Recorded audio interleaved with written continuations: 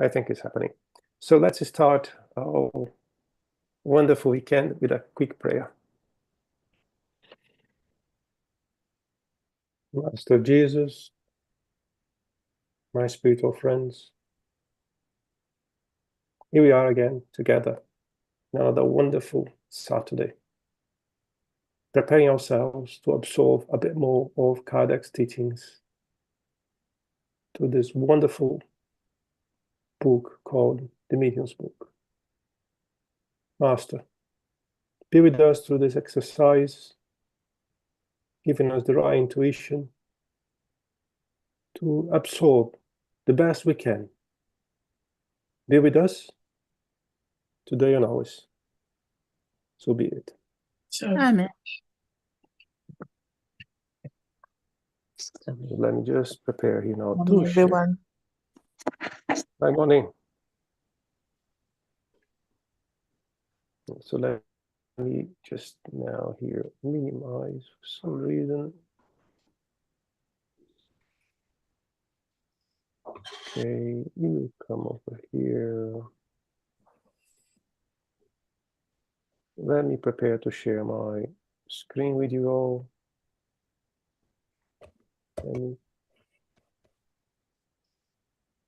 Come on. Yes. So now it comes here, share. Share, please. Yes.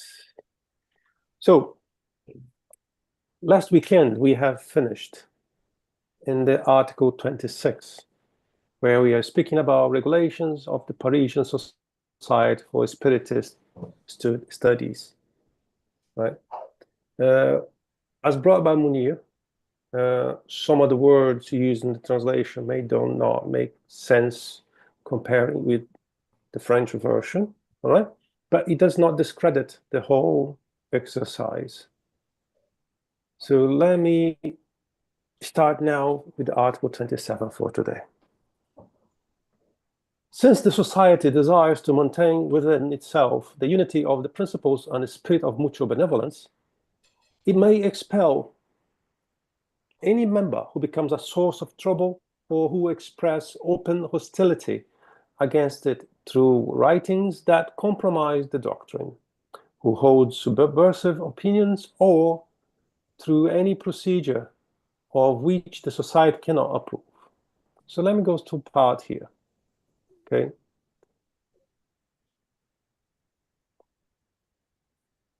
I understand what Kardec is saying, but expel someone is something that is a bit complicated, right? We cannot just expel someone because I feel like it's not ideal what the person is advocating or what the person is bringing as a new information. So it has to be a possibility. We can consider that as a possibility, but we need to do a thorough evaluation because we don't want to expel someone just for the sake of feeling comfortable or because I'm feeling uncomfortable, right? And sometimes we judge very quickly or harshly some different opinions. So we need to be careful with that. Become a source of trouble. I think we all potentially are a source of trouble, right? Because if I say something that may displease one of you, I'm become someone on the spotlight. So we need to go again in an exercise to define what is really a source of trouble. Because human beings like the status quo. In other words, human beings don't like change. And every time we promote or try to promote a change, we will also create a feeling among other people that may lead them to be uncomfortable. So we need to be very careful with that, okay?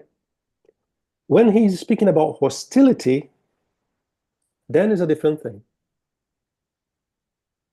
Something that happens quite often is that many people from different origins, from different parts of the globe, from different creeds or religions, they start to migrate into the Spiritism. but they really felt very comfortable with some aspects from where they're coming from. And they try to promote what they feel comfortable, for example, in the Buddhism, in the Spiritism, or from the Catholicism into the Spiritism. Because I really like what I did when I was a Buddhist. But here we are Spiritists. We're talking about Spiritism. We are binding into what Kardec brought to us. I'm not saying other things are not positive. Sometimes could be even better than Spiritism itself. I don't argue about that. But here we are within the boundaries of the Spiritism. If the person starts to become agitated or unhappy because she really, or he or she really likes that part of the other belief,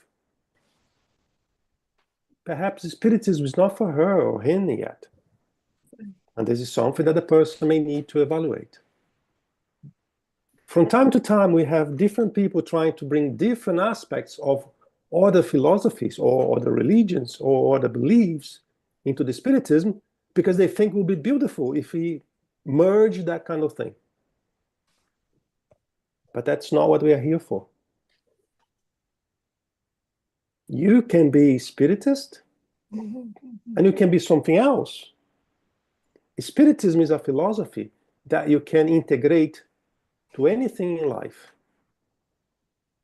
Not the other way around. The other way around, you stop being Spiritist to be something else. As an example, we have Spiritist centers that over the years, they accept other influences to the degree that they are not calling themselves Spiritist centers anymore because they brought other influences into that. Regardless, they still study Kardec, they still do things of the Spiritism, but they do things that are not in line with Spiritism as well. So this center becomes something else, not a Spiritist center. Again, maybe even better than Spiritism. I don't fight about that. I don't discuss about that. If you are helping people, very good for you. Doesn't matter what you do or what you use, but may not be Spiritism anymore, right?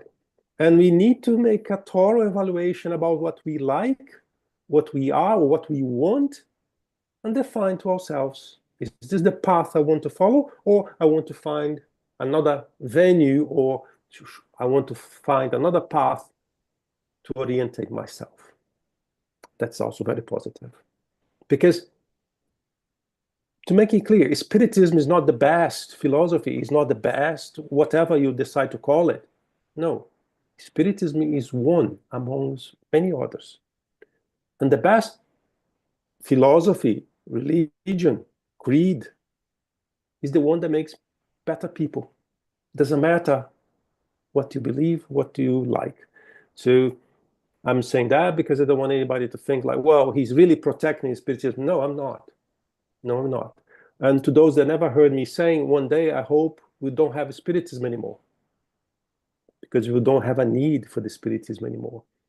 Because if you pay attention to those names, there's always an ism on the end of the words. Spiritism, Catholicism, Buddhism.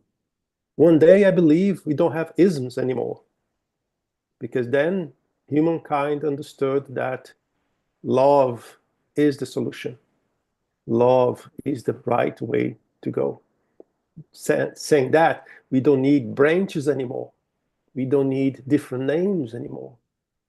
We all will understand eventually what Jesus brought for us as an example. All right?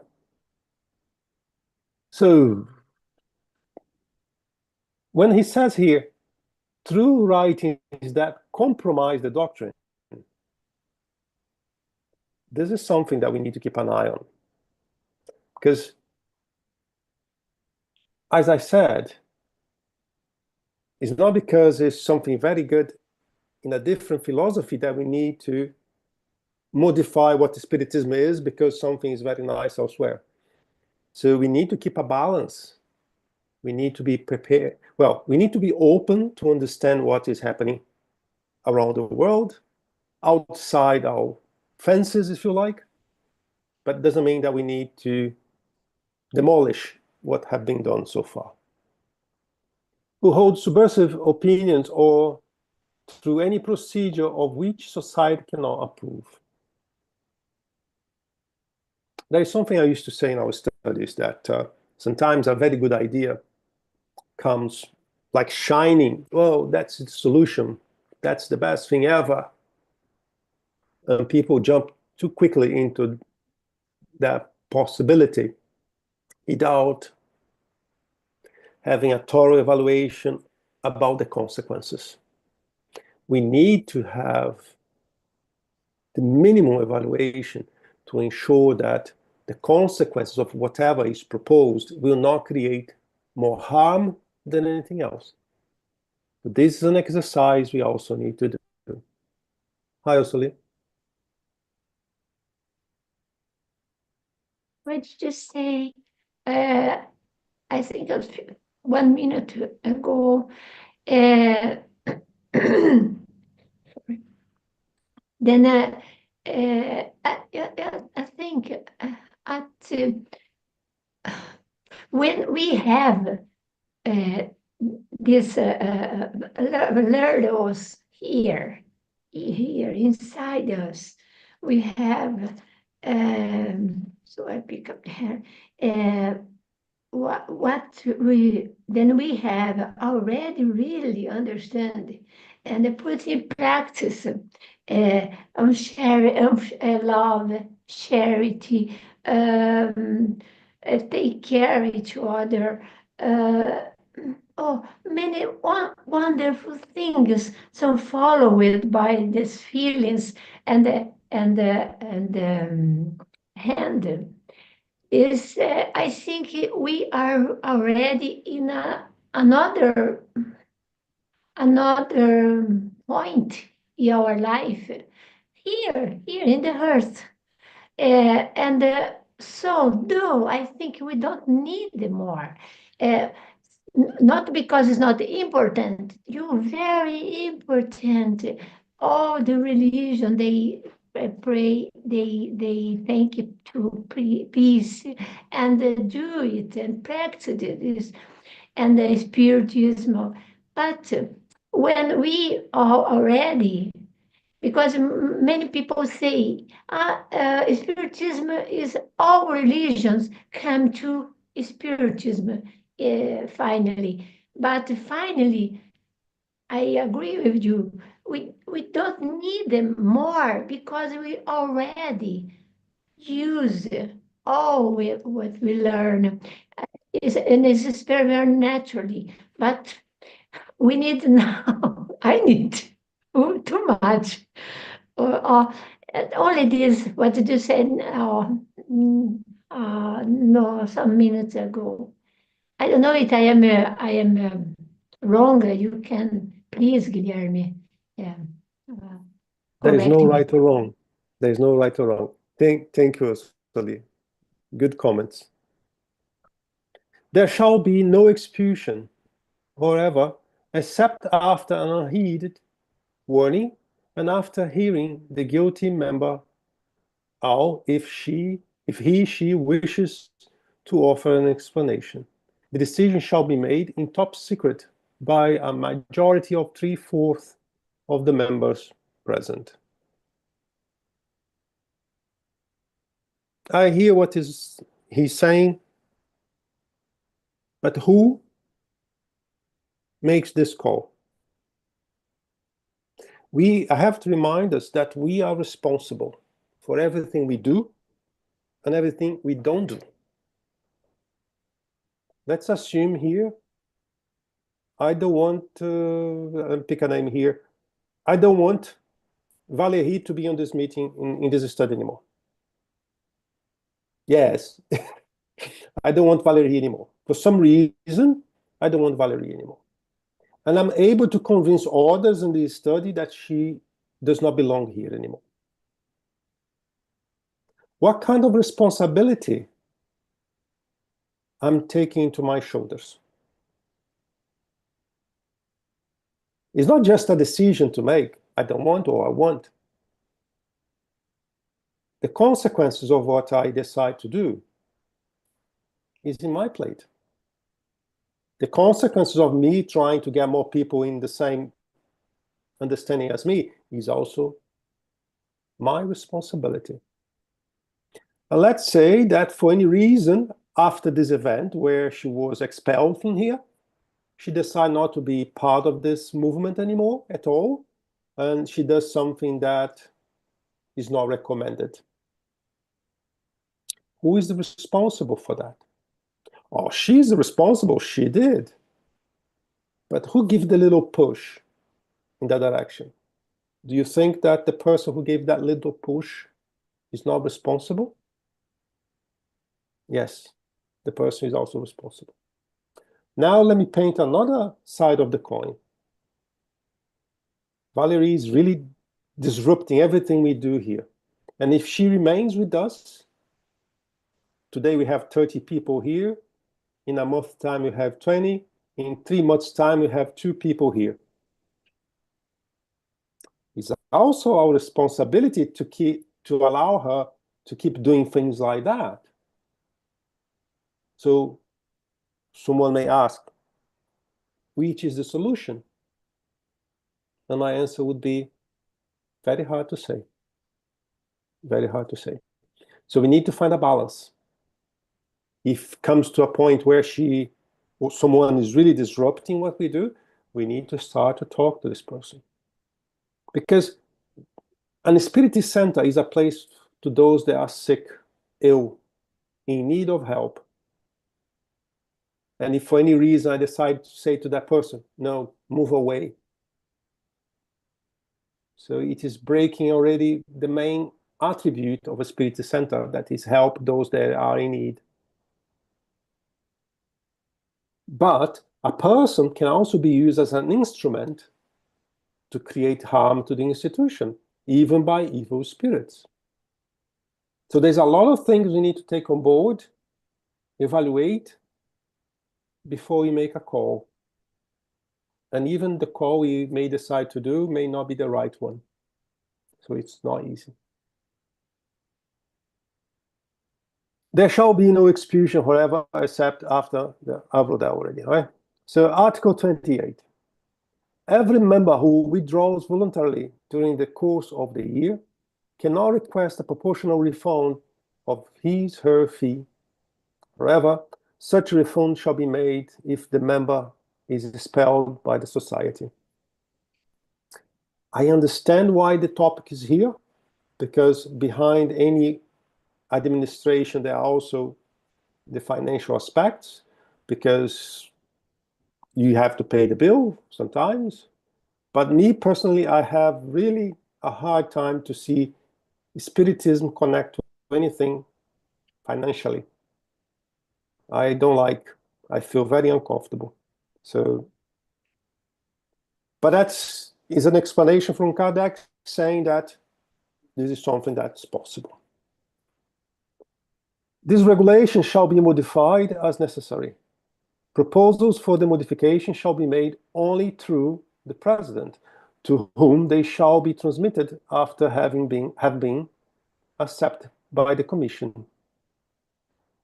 Without modifying the regulations on essential points, the Society may adopt all supplementary measures it deems appropriate.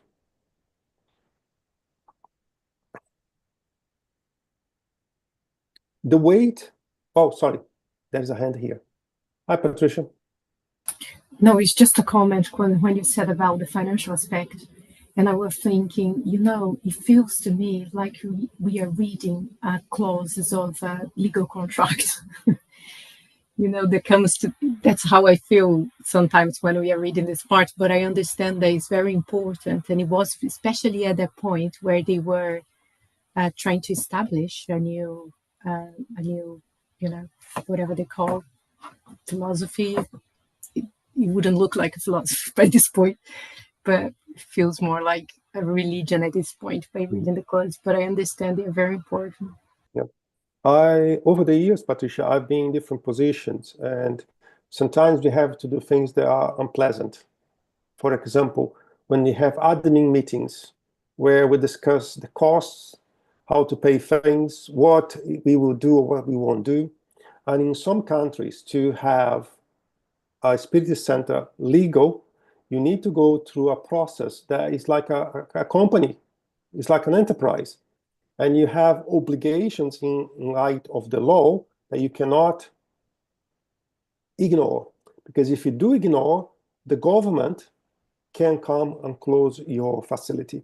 So this is something that most of the people in the Spirit Center don't have a contact with. But it has to happen. Otherwise, as I said, in some countries, you won't be able to open your door to receive people. Right? There's a lot of admin tasks that are really hidden from the public, and very annoying, by the way, that we have to speak with a lot of governmental organisms to keep a spirit center alive. Right? Thank you. Yeah. And it's really, I feel very uncomfortable doing so, but I had my fair bit of this kind of experience, and that's why I see why he's mentioned here, right?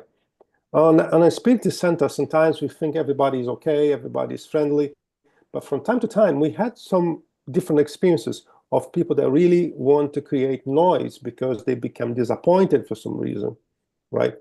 So we have, I don't know the name in English, I forgot entirely, but we have in some countries the rules that we abide from on that institution. And this article here reminds me a lot. We have so many rules inside this document that define what can or what cannot be done by the institution. And that is registered in a way that becomes a legal document. But most of people don't even know that exists. Only people that have to deal with that. And that's, my own experience was not pleasant dealing with that, not at all. Because, as I said, I feel very uncomfortable relating admin things or even financial things into the philosophy. But he is a need sometimes. But following what you have just said, so it's important that we become aware as well of those aspects. Your mic is closed, Patricia. Okay, thank you. Sorry. No, I was just following what you have just said, and I just realized that it's important that we that we are not involved with or have never been involved with those aspects, that we are aware as well, because if you're part of something, it's better that you understand how things work, at least have an idea. And I think you are explaining very well. I hope you're not feeling uncomfortable giving this explanation, because it is going really well. No, I don't feel uncomfortable giving this explanation. I feel uncomfortable being part of it. Because sometimes we have to be like admin person, really, And I can give an example. Nothing is for free. In UK, for example, when you go to a spirit center in a room or in a place, that place has been rented for that purpose, for that period. Most of people don't have an idea how that works, what you need to go through to get this place or how to pay for this place.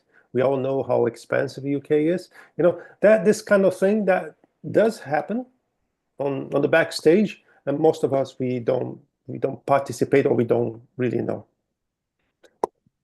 Camila, good morning. Good morning. I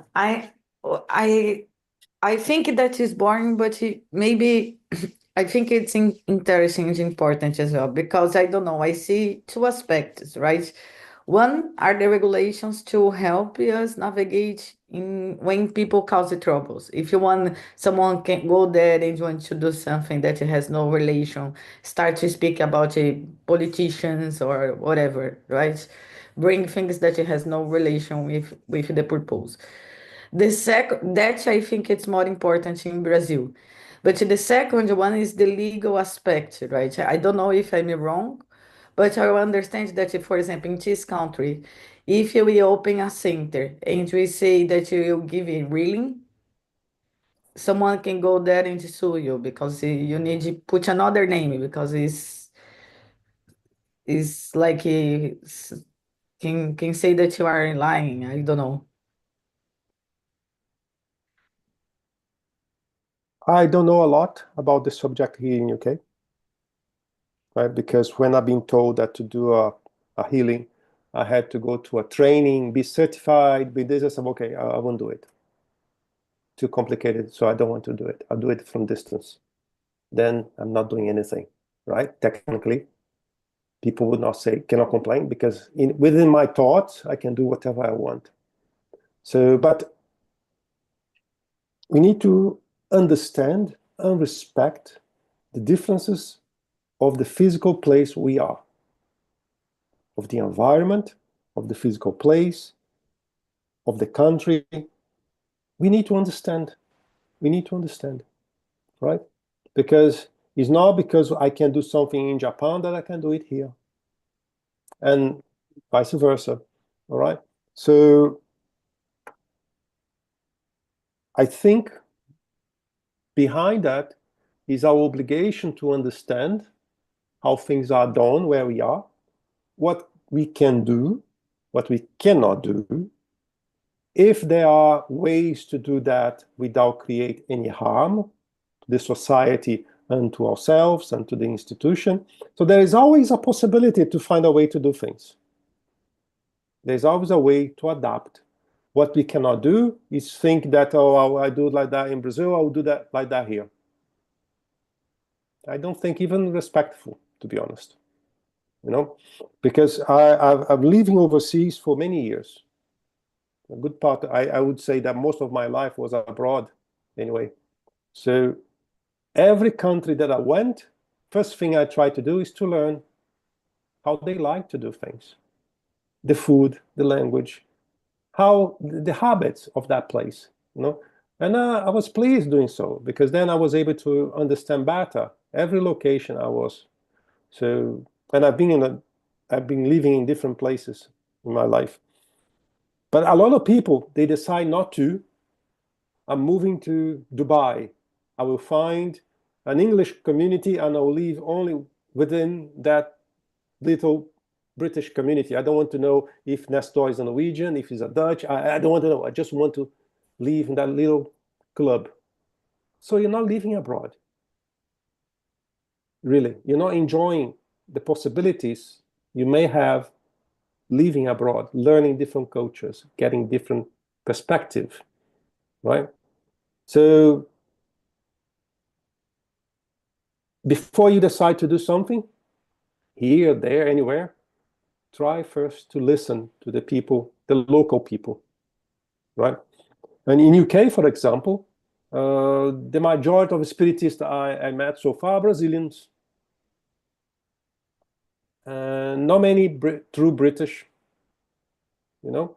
So we need to listen to them, to the native people. In France, to the French. In UK, to the British. In the US, to the Americans. We need to listen to them. Again, it's a fine line between what people want and what the Spiritism is.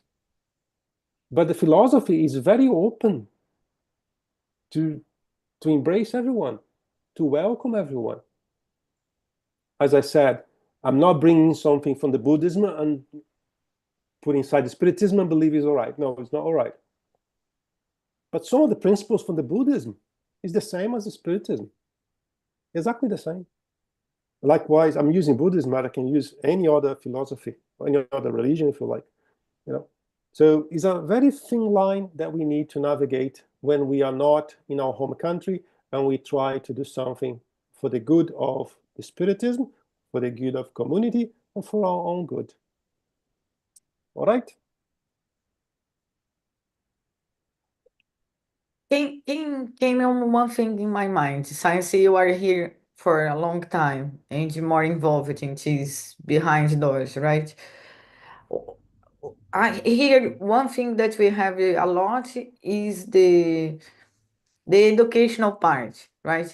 We have many places that the people do talks and speak or have courses, a lot of things to study, right? But we don't have really like spiritual treatments. We don't have this other part that we have, not like in Brazil. Is that related with the country or some limitation in the laws? Do you know Well, why? you brought a lot of things into one. Let's talk about Spiritism education. We have for adults, we have for infants, right? Which language we are choosing to do that? Because I feel comfortable doing that. If I'm in France, in French. If I'm in UK, in English. If I'm in Japan, in Japanese. Because this is my way to show respect for the people where I am.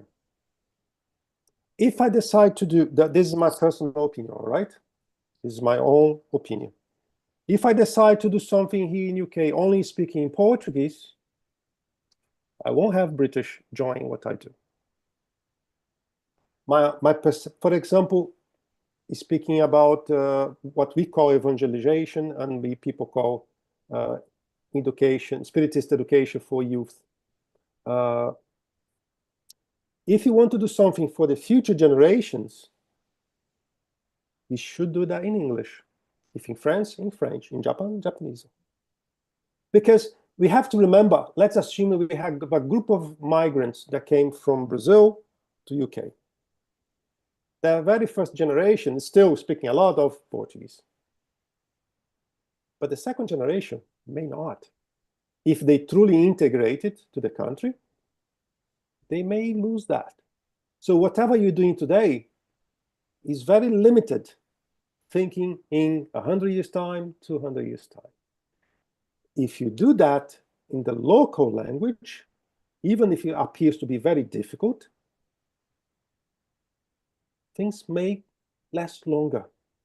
Because when you come to this country, or any country, you need to learn. You don't communicate in your own language. You have to communicate in the country language of the origin, in the origin of you where you are, right? Your kids, when they go to school, they won't have that choice. They have to speak with the native language, with the language of the country. So why on the Spiritism we need to do in Portuguese? But this is something very personal opinion, you know. But when you project, I'm working projects. I always project things for a long time. I don't do things for today.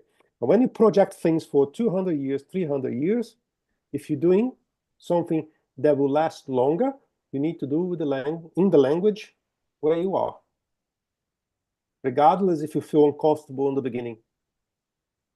I remember when I came to UK, and it's not that long ago, a couple of years, well, 5 years? 5 years or maybe 6. First Spiritist meeting that I went, oh my God, are they speaking about Spiritism? Because it was so different to me. I was not even able to do a prayer because I felt like, oh, it's not my language. I don't know how to do it. I don't know how to read. But then I thought, I cannot think like that. I need to overcome that barrier. If I'm here, if I want to do Spiritism here, in respect of where I am, I need to learn how to do that, or at least to try to learn in the language of where I am. Otherwise, I feel, again, my personal point of view, I feel like I could be more respectful for the country that are receiving me. Sorry, I'm speaking too much, and Lolita gave up the hand. Hi, Lolita, I'm with you. No, I didn't give up. It was just, I'm not quite sure if it's okay. It's just answering the question of why don't we have centers that do the healing, deep healing work and treatment that we have in Brazil? The answer is very simple. Where are the workers? I was trying not to answer that question because it is very deep into my beliefs, that kind of thing. You know, I totally love your answer, because that is true. That's true. But there's something else as well. Fear. A lot of activities, even in Brazil, that could be done, people are afraid of doing so. I can share with you how we start to do this deep treatment where I came from. From a very young age, I used to work with the spirits. I listened to them, I asked them, and we received the information that we had to prepare ourselves to do that in our spirit center. And I brought the subject for the group. I was almost expelled from my group. This is not spiritism. I said, well, why not? You know? So on the end was because of fear. Human beings fear the unknown. Until they realize what they are doing, until they learn the techniques on the information behind what we do, and then people start to feel like, yes. And the most important, when they see the results. I could stay here days describing things that most of you will not believe. But I cannot say I believe. I say I know, because I've experienced that. That's why I always advocate the practice. It's very nice to study, to know by the book, letter by letter. But if you don't have the practice, something is missing. Like I had an opportunity in the past where people were talking about mediumship, and the talk was very convincing. And excuse me, how many meetings you do per month? Oh, I don't participate on meetings. Ah, okay, thank you. Everything he was saying was totally discredited for me, because things he was saying I could not see in the practice. Things he was saying was entirely the opposite of what I was seeing in the practice. And when I asked him how many times he did a week, he did none. So, okay. So, in the recent past, I've been told that some of this deep treatment will come to Europe. Yeah, I echo what you say, Guilherme, because you know when you work in this field, you know the rewards you get, the feeling of gratitude that you actually have inside you when you actually see the results of your work. I mean, it's not my work, you're just an instrument, and that's it. Yes. Can I just say something? Going back to, go okay, ahead, sorry. Just a minute, because I'm listening to something here. Okay. I need to give an example that was part of this deep treatment.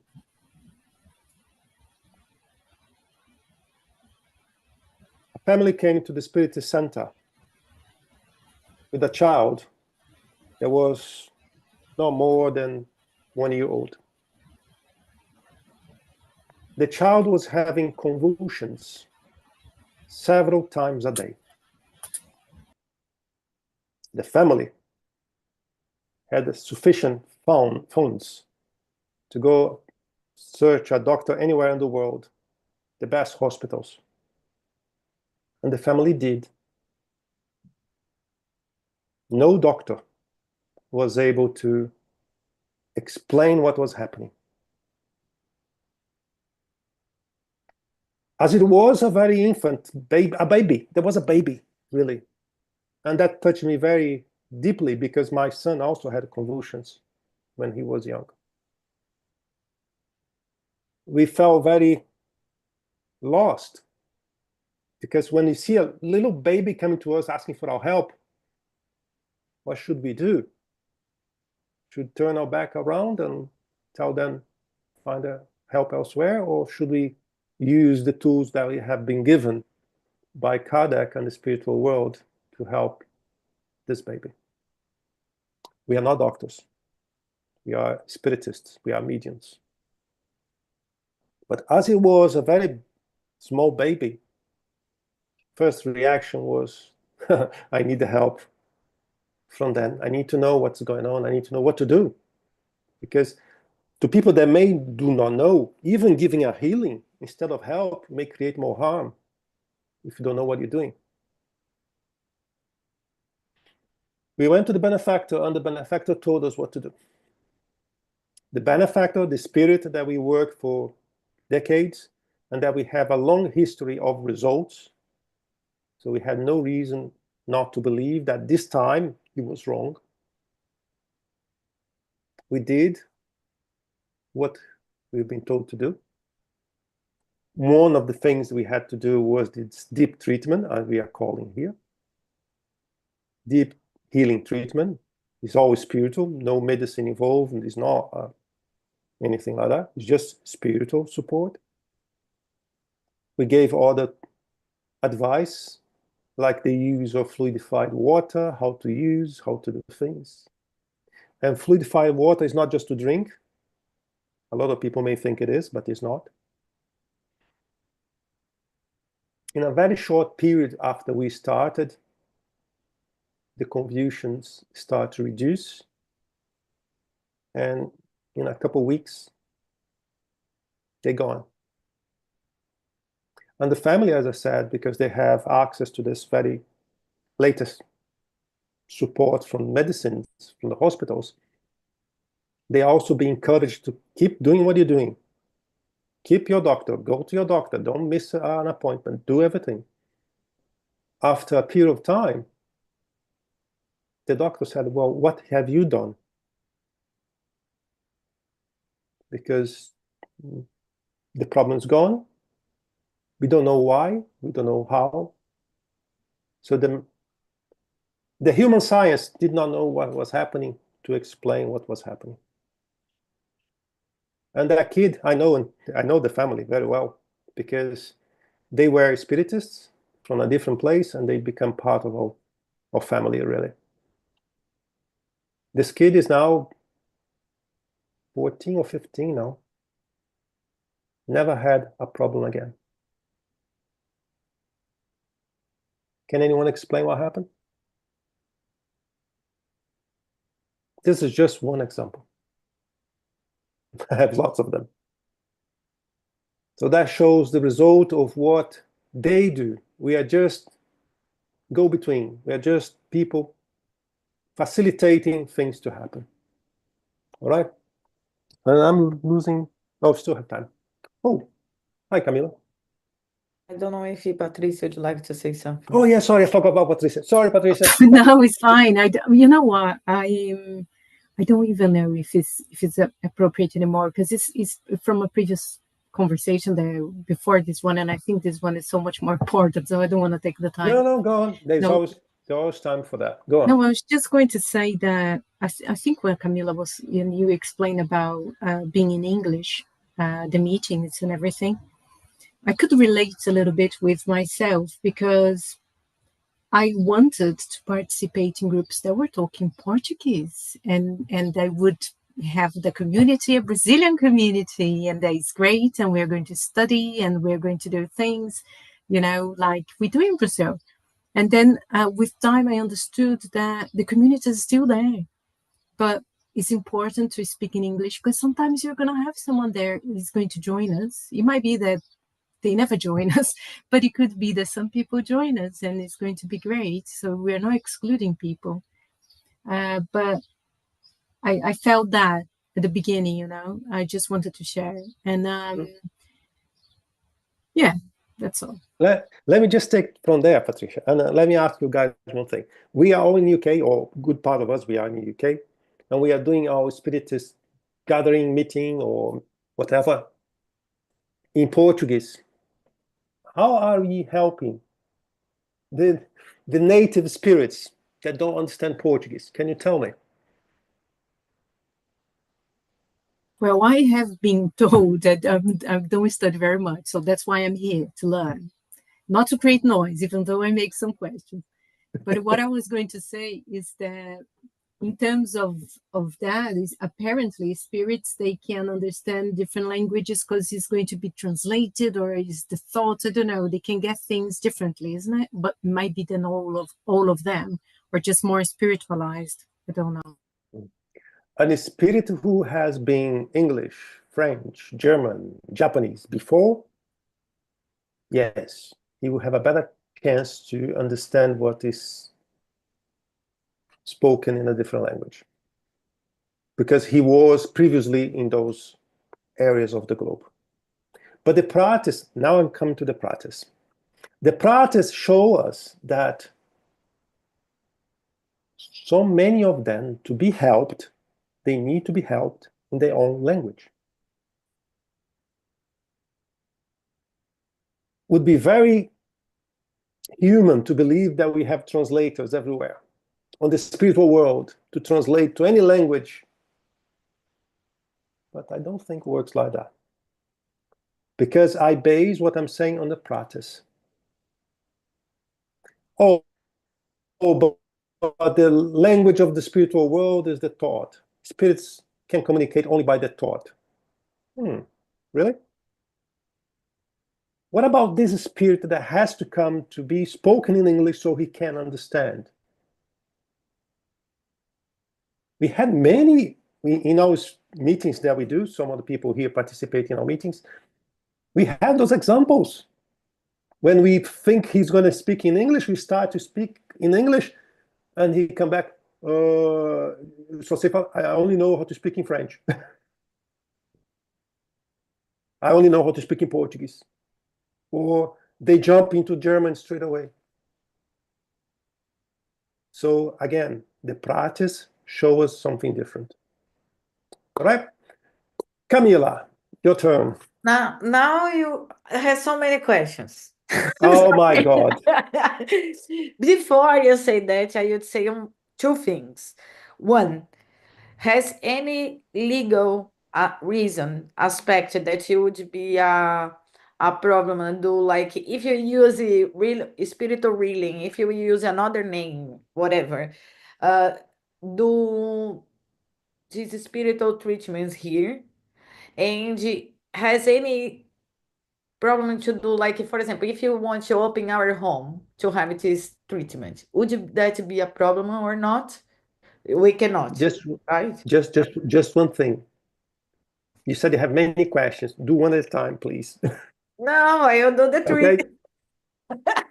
Okay. Okay, I do choose those.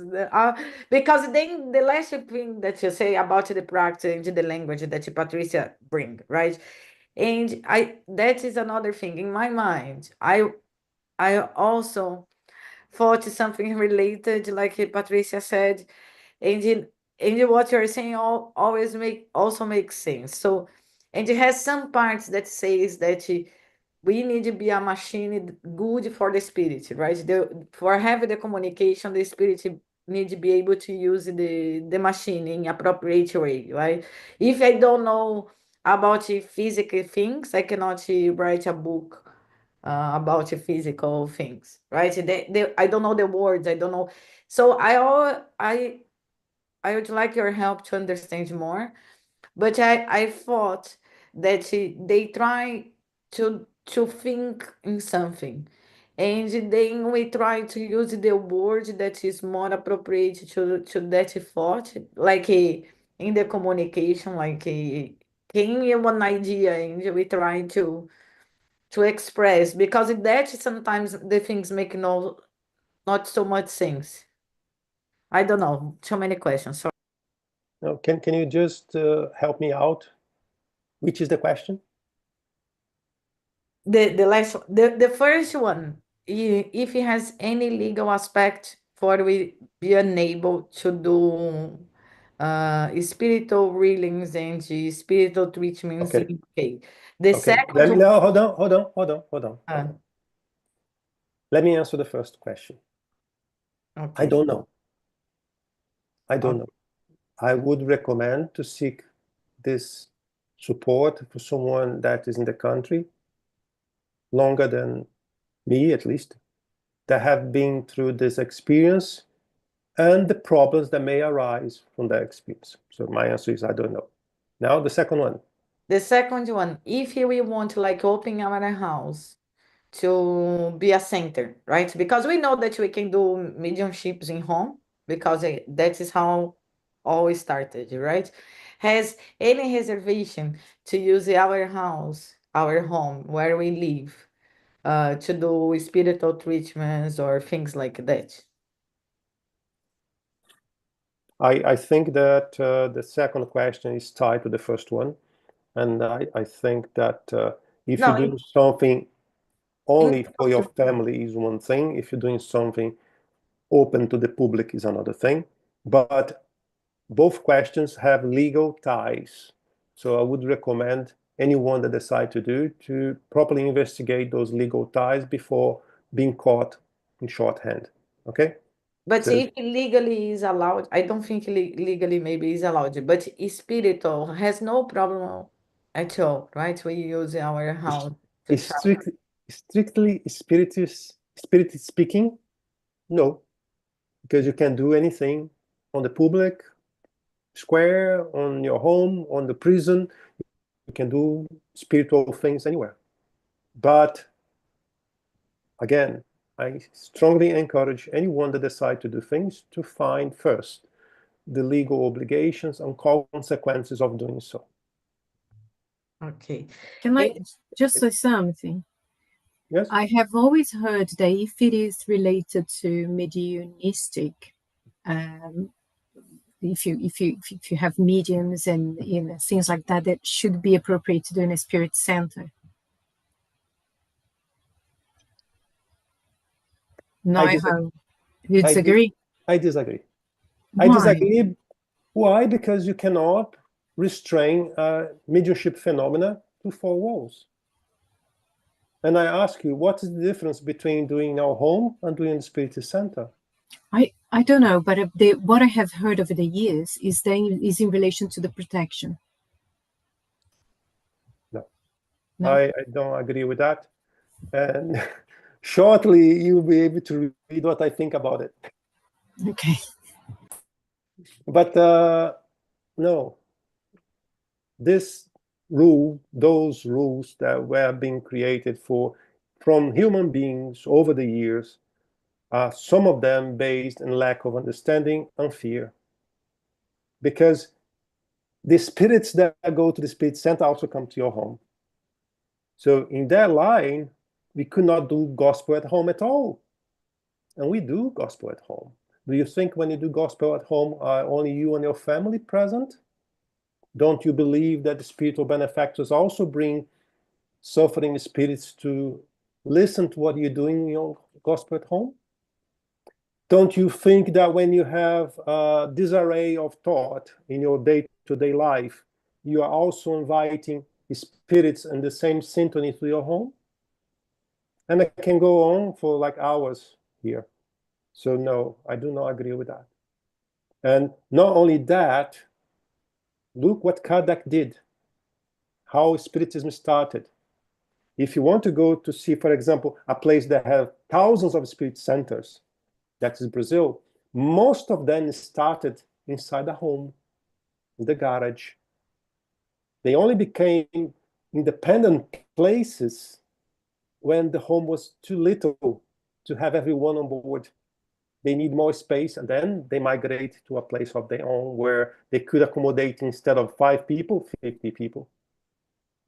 We have enough information to discredit this information that is advocated by a lot of people. Yeah. So we have 2 hands. Hi, Liz first, and then Lily, and our time is about to expire. Go. I just wanted to give some feedback that's quite topical.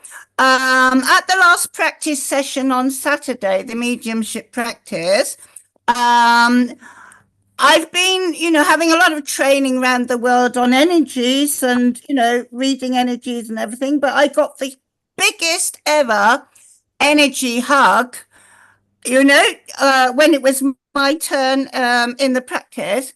I thought it was my son, but on Monday, I was able to communicate with my family in spirit, which I do monthly. And it was my Auntie Gwen who came through. She passed 20 years ago and she's never communicated to me before. But she came through and said that the hug was in acknowledgement for everything I'm doing spiritually with the mediumship practice, but also as encouragement. And all my ancestors are British, so it's nice that, you know, British ancestors are actually encouraging all the spiritual side. Just wanted to pass that on. Very nice indeed. Thank you. Hi, Lily. Hi, it's just a quick, I pray with my family every Monday. I attended to 3 meetings at home. So on Monday once, there was a spirit came through my door while we were praying. I was a bit scared. Then I kept praying and he disappeared. But I felt that he came for a treatment. And the spirituality here brought him. And a few weeks ago, my next door neighbor passed away. During my prayer again, I felt his presence and I could see he's being treated somehow. There was a link to my home. I could feel. So it's not linked to, I agree with you. We can, I'm not trying to do that, but they use us to do that. So we can do that at home. Oh, yes, indeed. Do you guys believe you are alone at home right now? We never. We are never alone. We are never alone. We need our thoughts. It's the main thing. Yeah. One of the reasons behind people advocate not to do anything mediumistic at home is because they are afraid. They are afraid. They don't trust in their own benefactors. They don't trust in themselves. Of course, if I'm someone that goes to the brothel every day, drinking alcohol at least 4 hours a day, do all the nasty stuff that we all know can be possible around the world, of course, the spirits that are with me are not nice spirits, right? So then, yes, it's better not to engage in such a practice. But on the other hand, if you are working in his name, it's exactly the opposite. And to those who have access to André Luiz books, I recommend to read again. Not one book, the whole collection, because it's beautiful. And you have more than one example there of what happened when we do leave the gospel. We do live by the teachings of Jesus. Our home become an extension of those cities, like Astral City, for example. Becomes, if I can say like that, a little cell where those benefactors come, even to have a little bit of clean air, if you like, you know. And your home can become a spirit center without being a spirit center per se, because of by the life you have chose to have, by the actions you do have daily, and by your thoughts. So no. That's my personal opinion. So it is a wonderful time to allow Pablo to guide us in the prayer. Okay. So, as we do every Saturday, let's elevate our thoughts and think of all the hardship happening in the world, such as the climate change, but also what human beings inflict to each other, such as hunger, poverty, war. Let's share our love. Let's share our support. Let's help with good thoughts trying to get this planet to receive a bit of balance, warmth, charitable love. We are all brothers and sisters, and we should care. Let us help our benefactors, our Master Jesus, to spread love, to spread hope, because evil is not eternal. Love is. Let us share our good vibrations, asking them to be reaching out to all the corners of the planet and to be a healing balm to our brothers and sisters in need.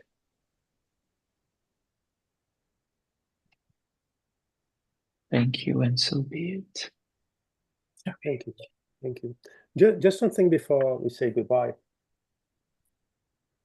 Things I say here, 99% are based on the practice.